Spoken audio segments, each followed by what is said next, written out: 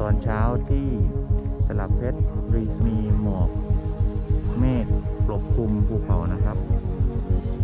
ก็จะเห็น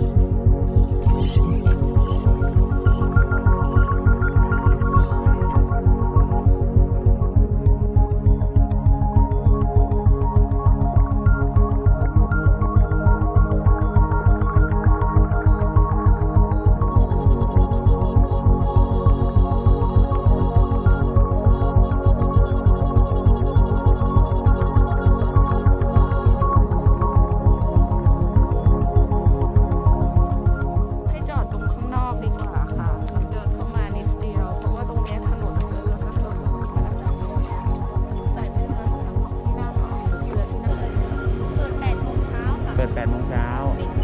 ปิด4 โมงเย็นแล้วก็อุทยานปิด5 โมงอุทยานปิด5 โมงเย็นได้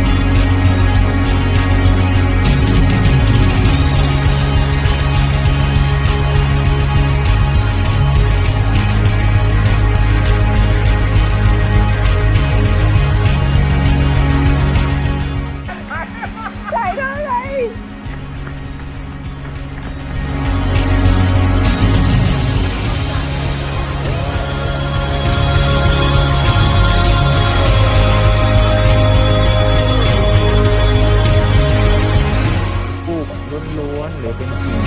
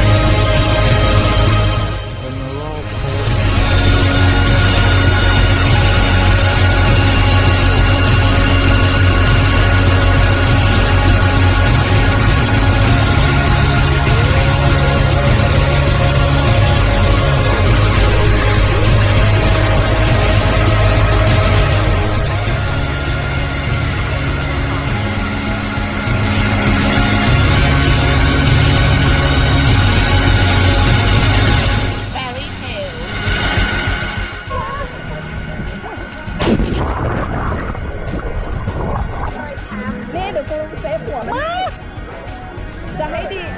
น้ำก็ตาย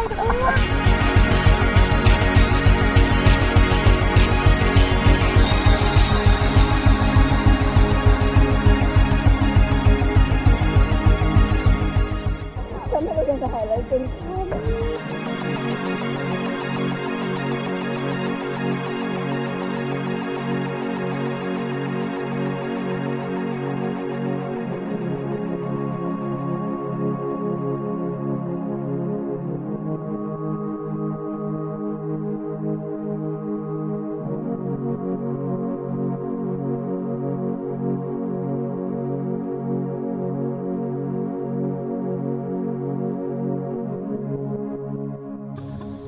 ผ้าป่าทอง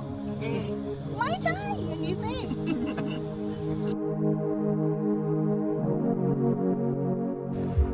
ข้าวยำไข่ปูเอาที่เธออยากกินไข่ปูอยู่มาก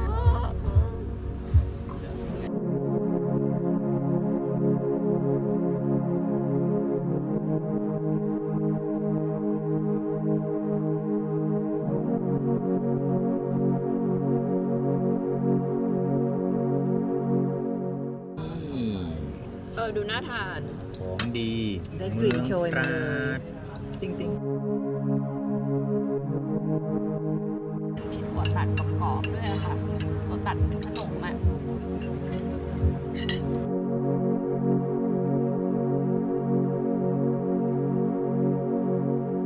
ว่า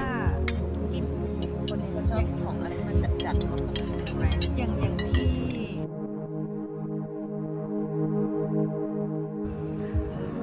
ใบกงกลางทอดนะคะ เรามาชิมกันข้างในมีไส้นะคะกรุบกรอบนะคะข้างใน